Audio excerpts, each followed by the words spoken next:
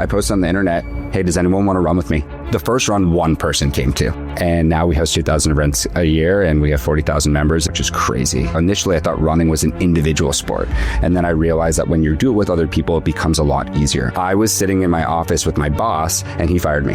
And he said, the best things in life happen when you align your energy with your heart. All of my energy was going into my job, but my heart was with building this community. And the second that I started investing my energy into my passion, which is running, I felt endorphins. You don't necessarily just feel endorphins when you're running. It's really when you invest your energy into your passion, and that's when you find alignment and purpose in your life. Tyler, welcome to Decisions That Count. Thanks for having me. Oh, I love the energy. And we're in New York. We are in New York. The big city. We had to run to get here. Yeah, with the traffic. Run to get, yeah, scratching a little bit. I'm really excited about today's episode. So everyone that is a regular listener knows that I'm an endurance athlete. I'm a long distance runner. And I just can't wait to hear more about you, your story, and Endorphins Running. You know what? Let's start there. Tell us about Endorphins Running and how it all came about. Hey everyone, my name's Tyler Swartz. I'm the founder of Endorphins, which is one of the largest in-person and virtual running communities across the entire world. We host 2,000 events a year, and the whole mission... What? 2,000 of, and we'll break that down. It's about 40 to 50 a week, 50 weeks a year. And the whole mission, we say that every single one of our events is to spread positivity and happiness through movement and exercise. We do that in two different ways. One is we help people make lasting and meaningful connections. We create a space for people to make friends. And then two is we help people achieve their goals. We have a best-in-class app that uses machine learning and AI to train athletes for marathons and 5Ks and their first mile using their wearable devices and our coaches. So it's really remarkable, and we're making a huge impact on a lot of people's lives. And it's been probably my life's work, and it's my favorite thing that I've ever done in my life. So I love it. You can feel that. You can feel it in your eye. Yeah. Let's go. Come on now. Where was this app like 3 weeks ago? Like, I needed this. Tell me, how did this all come about? Like, what's your story? Yeah, that's a great question. I grew up playing team sports. I'm going to give you like the whole rundown. And I grew up in Boston, as we were just discussing before we were live. And I used to go to the Boston Marathon every single year with my family. It became a tradition. We'd go to the Red Sox game, and then that would leak out onto the last mile of the race. I went from like 8 years old all the way up until my senior year of high school, where we got locked down at the Boston bombings. And I was there. I got locked down at BU. I was with my family and my cousin. I got locked down in her dorm room. And I said to myself, someday I'm going to run this thing. And I grew up playing football and basketball and baseball, not hockey, but other contact sports. And I said, I'm going to do this one day. And I got into the New York City Marathon in, I believe, 2019. And I said yes. It was through a fundraising partner called Team Impact, or an incredible organization. And I was part of a training group that brought people together from all walks of life to help them achieve their goals. And it brought me back to being on team sports, being in the football locker room and being with other people. Initially, I thought running was an individual sport. And then I realized that when you do it with other people, it becomes a lot easier. And I made some of my closest friends that I'm still tight with today. And we've run multiple marathons across the globe together. And I never would have thought I had been friends with them. After COVID, I was working in a finance job. I was a software engineer before that. And I was devoting all of my energy towards running and training for this 50-mile marathon. And that's a long distance. And I think we're all going a little stir crazy when we were working from home. And I posted on the internet, hey, does anyone want to run with me? And the rest is really history. I think the power of social media really brought people together. And that's when the world was in its loneliest time. And people, including myself, needed others to spend time with outside of the workplace environment. There were no bars, there were no clubs, there were no nightlife. Everyone was stuck at home. And I was creating a place for people that come together in a non-drinking format, which we'll break down as well. And the rest is really history. One person said, well, the first run, one person came to. And now we host 2,000 events a year, and we have 40,000 members, and it's growing by 4,000 or 5,000 members a month right now, which is crazy. First of all, congratulations. Thanks. Because that's just huge. I gave you the whole run. Yeah, I think we can stop the podcast there. Right? I gave you from childhood all the way to today. So that's kind of the story. And again, like, I think we spoke about this yesterday on the call when we were just getting to know each other. I was sitting in my office with my boss, and he fired me. And he said, the best things in life happen when you align your energy with your heart.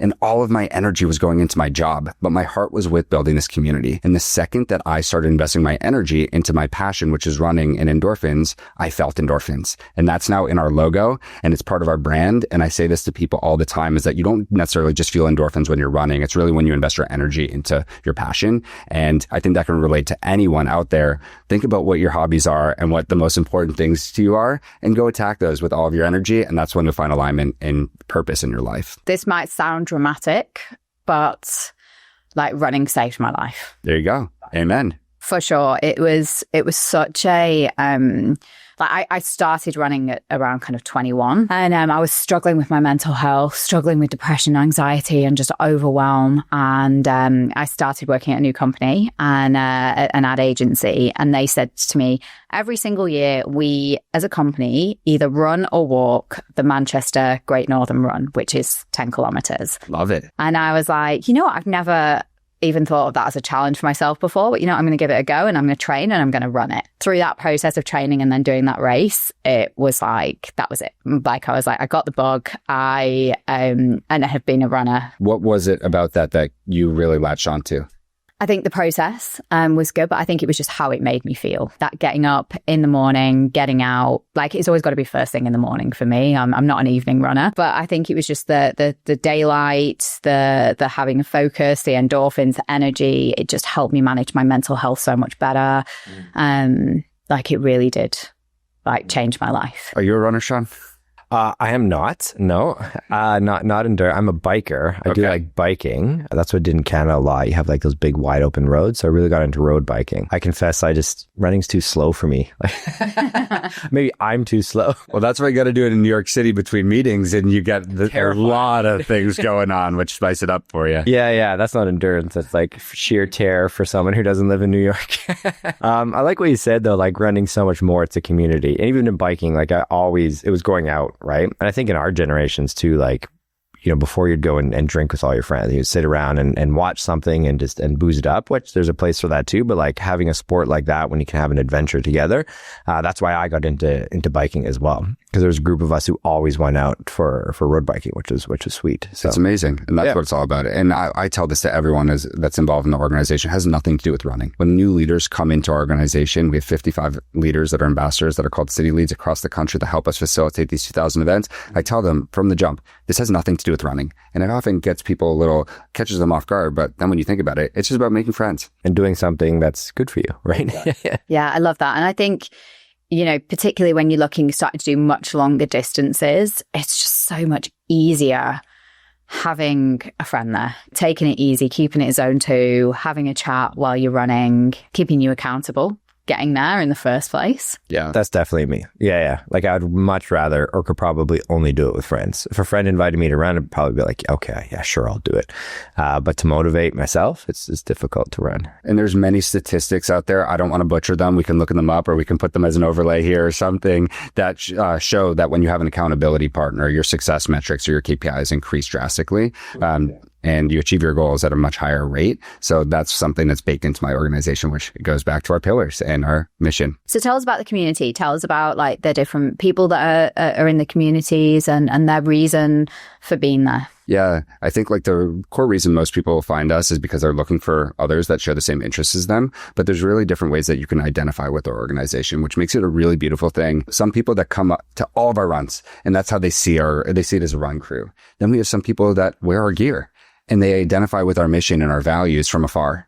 We have some people that train with us in person, but also virtually through our technology, and then come to one of our race day experiences and feel like they're part of something bigger than themselves. They feel like they're training and have accountability partners virtually, which is a really powerful thing. And then we have some people that see us on race weekends and see us cheering for them. And that's how we give them our endorphins. And they might not even be a member. They might not be registered in our systems. And we can impact people in a lot of different ways, which is really beautiful. Yeah, I have to say the latter, like how I did Sydney Marathon 3 weeks ago. And just to have, like, I don't think people realize the impact that the people cheering have on the runners, and for a marathon like Sydney, which it was the first time Sydney was a major, just to line the streets and have communities like yourself, or just, like growing up, with your family, just cheering everybody on and being a part of it, and that energy, like it gets you through the dark moments, because there are dark moments, it's it's just so special. It's crazy. And it's something that this might be a major tangent and it could lead into another section of our conversation. But I just spent some time with someone named Tim Chisano, who's a really notable creator in New York City. And he's also a really notable runner. And we just spent some time together spending discourse about energy transfer and how you can give your energy to someone and how that can change their trajectory of a micro or macro decision. And I think that's really profound. And it's really stuck with me since our conversation 2 weeks ago. And I think about how can your energy, something that you give to someone else, allow them to change how they're going about what they're doing. And that's a great example. Like cheering, it's such an easy thing that you can do for someone, but it could be the make or break when they're at their hardest moment. I think one thing that kind of like just struck me, and this is like in that energy, you know, and if you go back to kind of my stories on Instagram, you'll see me like crying at the start line, not the finish line, at the start line, because like the energy is so kind of like electric and you're getting pumped up and you know you've got this huge thing ahead of you, you know, 42 kilometers and you're feeding off everyone else's energy, right? Everyone's nervous, it's electric. But as you're going around, like I still almost feel like quite overwhelmed, like throughout the whole race, because there was like 35,000 people all running this race who've all done this training, who have all shown up on that day to do this really hard thing together. I got goosebumps, like even just talking about it. Like I cannot explain. Only people who've done it will know that feeling. And, you know, you're all supporting each other. You know, someone's slowing down, you're giving them a tap on the back. You're going, you can do this, you know, people are sharing gels. Like, and then obviously you've got amazing people on the street cheering you on. But even with the runners themselves, it's not a race to the finish line unless you're Eliud Kipchoge. You're all in this together and you're doing this really hard thing together. It's amazing. It's magic. It makes it sound so good. Yeah. Now I want to run. There you go. There's no drug like it. Like, honestly, it's... Yeah, and I think that's something we spoke about right before we press record is like, if we can turn 5 people from this episode into a runner, like that's big impact to me. Yeah. It doesn't matter if there's 1 million people that watch this, if we can actually we can be a change agent for someone else to go outside and move their bodies and make a better path for themselves. Like we're taking our energy and giving it to someone else and changing their trajectory, which is really powerful. What I love about your platform though is it makes it's tangible. And I think for a lot of people, the thought of doing 42 kilometers like feels like a lot. Like they're like, that's impossible. I'd never be able to do that. But the reality is like it's possible for everybody.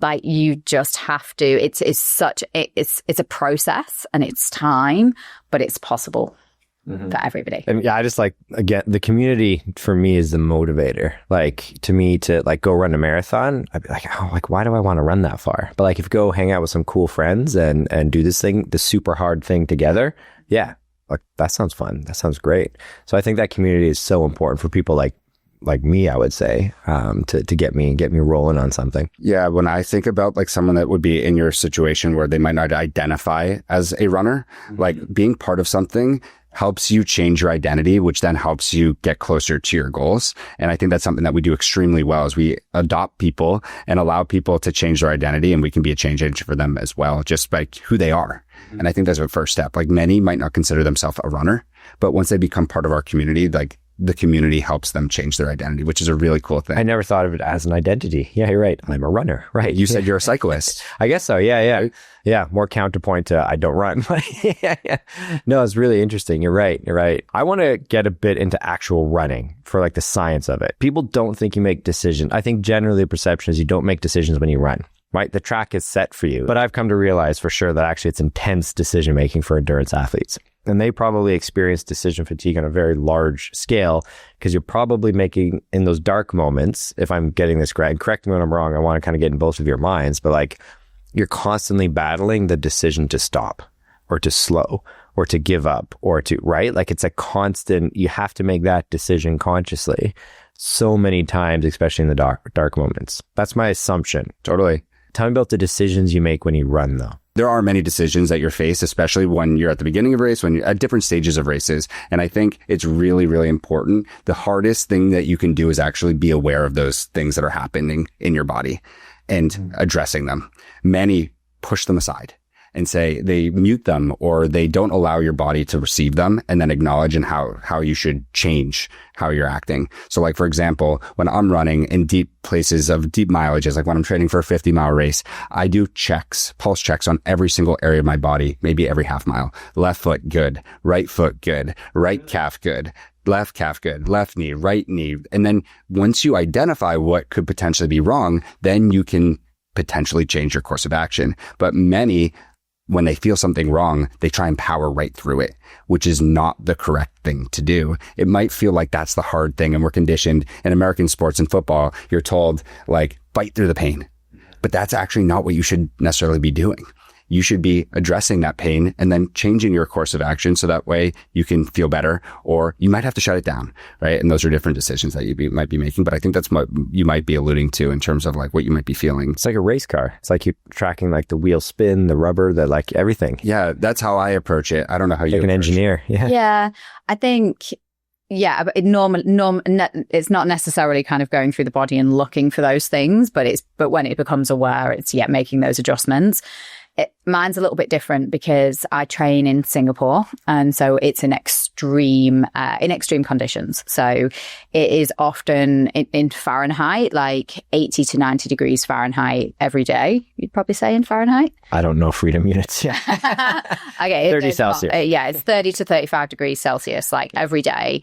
80 to 100% humidity. Yeah. And that is even often I will kind of go out at 4 or 5 in the morning and it is 30 plus degrees. It's extremely hot. So for me, what I took a lot of learning is to go, right, what are the conditions? What am I running in? Okay, I'm feeling the heat. It's very humid today. It's very hot. Okay, first of all, like, am I equipped? Like, I will always kind of carry a camel pack. I've got kind of all of my gels. I make sure I've got all of my electrolytes. I've got salt tabs with me. I know on my route where I can stop for bathrooms or where I can stop for water. And I know that if I've got a headache, I've gone too far. Like, it's before I've even got a niggle, before I've even got a little bit of pain, before I've got cramp, before anything. It's like, I've already taken it too late. So it's like, I've got to be on top of like all of my hydration, my fueling and my salts before I've even got to that point of having. That's the same thing. It's cognitive problem solving. You're identifying what the problem is and then solving it versus just going out and running and then dealing with the consequences later. It's no different. And that can be applied to training or the deep miles of the race. And maybe this could be a nice metaphor, is that the training is the marathon and you have to be practicing these things early on in your training to make sure that you're prepared for race day. There are so many micro decisions. It's not just the, God, I want to give up. This is really painful, because you probably only hit that. That's not your whole run. You might only hit that like once or twice during a long run. Where are you going? Like, do I need to change route? I tend to set my route in advance, but I might need to change that route. As a non-runner, how does this sound to you based off of what we're saying? It goes down the path I was kind of thinking, that there's like a lot more to running than just putting on your shoes and stepping out of the door, especially endurance athletes. Like it is a more complicated sport than people think. And it is a cognitive sport in its own right, I think, which is really interesting to me. And it's a very different type of skill set than a lot of other sports. Like strategic, fast thinking, like a quarterback is very different from an endurance athlete. That being said, though, ultimately one word I would say is like running seems to imply a lot of resilience, like cognitive resilience, whether it's around decision making or whatnot. How's that gone beyond running for you? Like, you've launched this company and this community of 40,000 people. I mean, it sounds amazing. That's a lot of work though, right?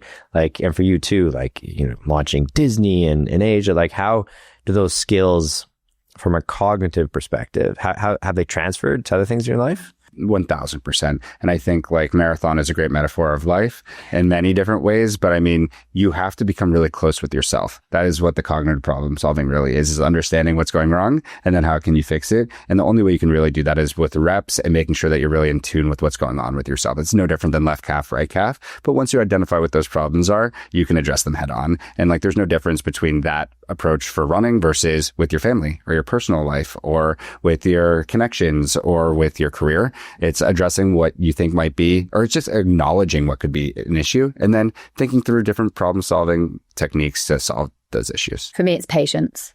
Like I'm not a very patient person. Really? It's shocking.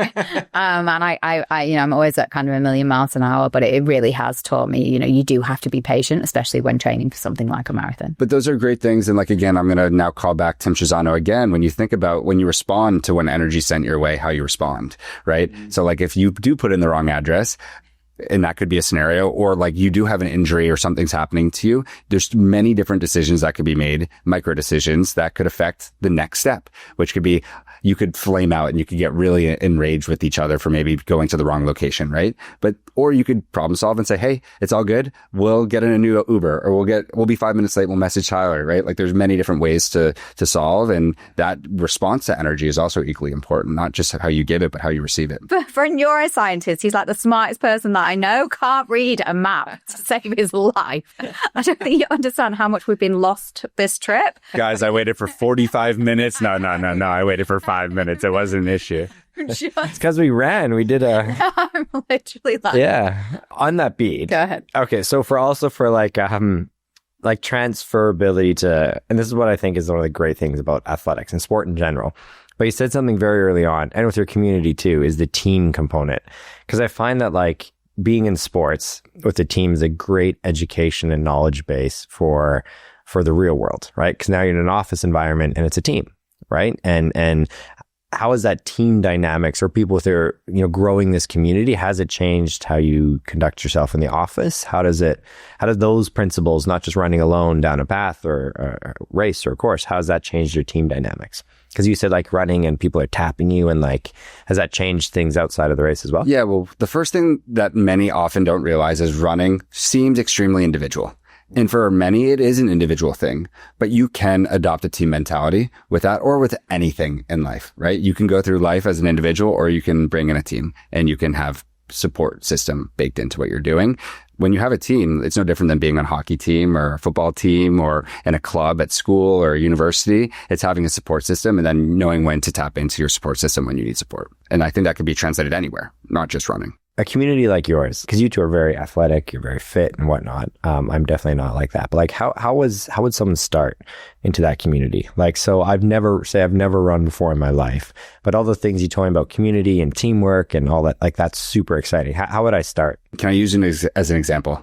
Of course. Are you okay? Yeah. Okay. I'm going to make an example right now out of something that you just said. You said, you guys are fit and I'm not. Mm-hmm. It's your identity. Like changing who you are and how you see yourself is the first step towards getting out there and showing up. And I think it's a really difficult thing to do. But now we see so many people on the internet talking about running.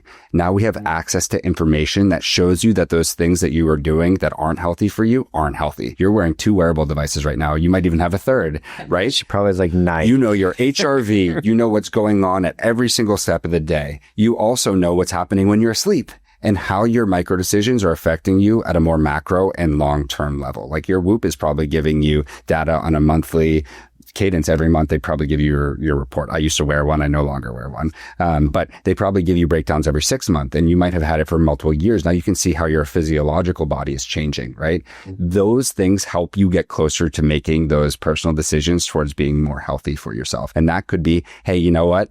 I now realize like my resting heart rate has been elevating. I need to do more cardio. Whether you do elliptical or you get into a cycling community or getting into a running community really comes down to personal preference. But I think access to data, and now there's so many people speaking about the sport, it's turned into a really large catalyst for growth for running as a category. I think you're just so right in that identity. Have I run enough marathons to be called an endurance athlete? And I was like, I don't know if I am. And I was like, this is ridiculous. Okay, I'm going to start calling I'm going to start identifying as this and call in. I'm going to sign up for another marathon. And, I think you sometimes feel like you have to be a marathon runner in order to call yourself a runner. All you've got to do is get your shoes on and go out. Even if you're doing the couch to 5K, you're a runner. Is there any neuroscience behind that? Behind like what we call ourselves, how we label ourselves? That would be more psychology. Definitely. Yeah. I think that's far into the realm of psychology. And I think, psychology is always a very difficult science because like it's so culturally dependent and time dependent, right? Like our parents, it could be like, I'm an engineer and you're the engineer, you work for the same company your entire life, right? Whereas for our generation, we're going to be a lot of different things and it could change almost every year, right? And so I think identity nowadays is so much more blended. Like you're not any one of those things, you're all of those things you described, right?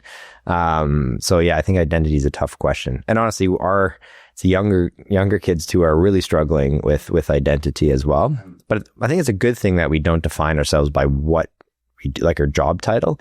I think it's a good evolution of because we're more complicated than our job title, right? And it doesn't have to be so black and white. It never is, right? It's always life is gray. It feels like you're either you are or you are not.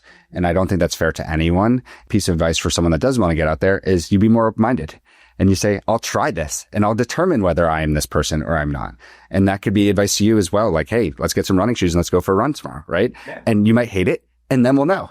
Or you might love it and then you might be a runner. Yeah. It kind of hit everybody on the nose that we're meant to be social, right? And online can be a great gateway to some social interactions, but nothing beats being around people, right? And doing something together, doing something hard together, right? Like sharing a goal with someone. Sharing a goal. It's the most powerful thing. I totally agree. Sharing a goal with someone or doing something that you care about with other people. Totally the most powerful thing in life. And that's what my whole entire community is based off of. So. Yeah, I love it. And that's why we build such strong connections and affinity with each other. And that's why people have a strong affinity for Endorphins, the brand, because we help people make friends, which is a core need of us. Mm-hmm. And we help people achieve their goals, which is something that I think we need to do to get better as human beings. So I think for our listeners too, it's good to know that like running is very different from weightlifting too. So like from a neuroscience side, like if you're worried about cognition, if you're worried about brain and dementia, running is actually one of the best things you can do. Like sleep is probably number one, but going to the gym and lifting weights is very important, like any type of strength training, but endurance training and running is so healthy for your brain. We've talked about the social components of it, like the team and things like that, which I think is very important. But physiologically, like you actually see changes in the infrastructure of your brain.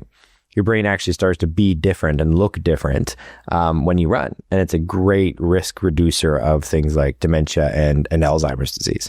So beyond, losing weight, maybe if that's a concern, and beyond just general health and fitness, beyond the social components and stuff like that, it also is one of the greatest ways to train your most important organ, which is your brain.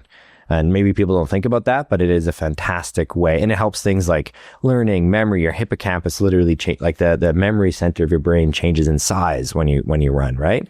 So yeah, just for our listeners who don't know, from a neuroscience perspective, you're not going to meet a neuroscientist who isn't going to probably recommend some type of running endurance training just for your brain. Forget everything else. Just do it for your brain. Is there science about or behind that backs the time of day in which you run and how that affects the rest of your day? Because like I'm a morning runner too. And when I have my hardest sessions, when I do those anaerobic sessions, that 20% of my training, the hardest high heart rate zone trainings, I go into work that day and normally I have the best days. There's a complicated science called like chronotyping. Like basically the idea is that different humans have different times a day for certain things and certain performance metrics. And there certainly is evidence to support that we are different in what we excel at in different times a day. So there's no one answer for anybody, I would say. Is there science that supports hard cardiovascular activity supporting sleep? Oh yeah, absolutely. So I think it becomes a really virtuous cycle because when I do those really hard sessions, I crash out early. Crash out might not be the right word, but I go to bed earlier, which then has me waking up early and feeling restored and getting longer sleep, which then might help with your longevity for your brain as well. Yeah, sleep is the number one thing. So all the junk that builds up over the course of the day in your brain, and then different metabolites and whatever else, like decision fatigue, we talk about a lot, but there's a lot of different things that build up in your brain. During specific types of sleep, you have this lymphatic system we call. Basically, your cells kind of like almost shrink or pull back from one another, like your neurons, and then your whole brain just gets flushed with a fluid that cleans it all out. So to your comment, it's not just the length that you sleep. You say crash out. It's actually the type of sleep. It's extremely good sleep that you're probably getting. It's that really deep one that your brain can actually restore itself with. We're doing all the right things. I know we are. Yes. No, it's good because like I just highlight because so many people are worried about their brain these days, right? Like the brain is just such a hot topic, and they know that performance at work, like when you're running, like you guys, if you weren't running, like your performance from a cognitive perspective is lower versus someone who runs, right? I have a very specific question. I'm speaking to someone that's listening right now, Okay. someone that isn't running and someone that needs to make a change. How fast can these cardiovascular benefits for your brain and the rest of your life like start compounding? Like when can you actually see that change? Is it something, because I know like after 3 runs, the 4th one, I start to feel pretty good. But like, is there actually science that supports the amount of time that you invest into something, how fast you can see that change compound? Exercise is extremely rapid for your brain and your whole body for that matter. But for your brain, like it's incredibly fast how fast those returns go. So it's not like something you need to do for 6 months before you see a difference. You're talking like weeks and you can see changes in like hippocampal volume. It's amazing. So I guess the moral of the story is it's hard to start, but if you do and you stick with it and have consistency, you'll see really strong compounding effects. Yeah. And it doesn't even need to be a marathon, to be honest, right? Like totally. even just 5K, 10K, like just getting out and running is so important for cognitive health. And it never needs to go to a marathon. That's obviously great if it does, but so for any listeners and people in our community, it's the best thing you can do for your brain. Running outside versus running on a treadmill. Yeah, I think the most important thing is running. So if the choice is like, oh, I can't go outside today and I'm not going to run, well, then do the treadmill. I mean, you'll always hear me say nature's better than inside. Your brain is to your point, which is very important too for I think a lot of listeners, is when you're in nature, like when you get out, you said your headspace, like when you run and you get away from work, your brain naturally has developed ways to filter a lot of the noises of nature. So like the birds, the waves, the wind, all that stuff. And so it actually gives a lot of space and cognitive relaxation versus, the city with horns and cars and everything else. You don't really get to relax, or, you take a break and you're on social media, your brain's not turning off. So running through nature is a wonderful way to actually give your brain space and time off. You can't get that type of break running in a city or things like that. One last thing, I think the circadian rhythm as well. Like I just wanted to touch on that. So I like Tyler, like I love getting out first thing in the morning, particularly just around kind of that sunrise, as long as everyone's living in a safe place to be able to kind of go out at that time in the morning. But for me, I love training outside just as the sun's coming up, getting that daylight, being around nature, clearing my head. I mean, an easy answer to all these types of questions is like, and I say this all the time, like humans spend 99% of our history on the African savanna, right? Like that's where we were evolved for. What does that mean? It means we got up with the sun. And that's why all of our evolution, all of our biology is built off of seeing the sun. And so getting up in the sun is a fantastic thing, as much light as you can in the morning. And the same goes for nighttime, right? Like that wind down period when the sun is setting is also winding us down biologically. Now, when you run, again, I would say just run. Don't worry about time of day. Whatever works for you, the benefit of running is going to be greater than any negative effect of a certain time of day. But I don't think there's enough research to be like run in the morning or the afternoon, or like more importantly, just get out and run. And that's the good part. Well, one thing about the circadian rhythm, and again, not a doctor, not a scientist, but it really helps you with your routine. And when you have a routine, like I feel bad, like one of my first things I asked you, where in the world are you when we spoke yesterday? Because it really breaks up your routine and it makes it really hard to stay on track. And I think one of the really amazing things about running is it sets your day up for success, because it's always going to be one of the first things I do when I wake up in the morning. And it sets the rest of my day up for a healthy day. I just want to come back and just finish on 2 questions. Please. So the first is, if you have to give listeners one tool to make decisions that count in fitness, work, life, what would it be? Yeah, I would think about what matters the most to you and then align your energy with that. And I think that's what kind of the entire genesis of Endorphins and my community and my business. And it's also my personal identity at this point, is like, invest your energy in the things that you care the most about, and good things will happen, whether that's your family or career. Put that energy where your heart is and you'll feel the endorphins.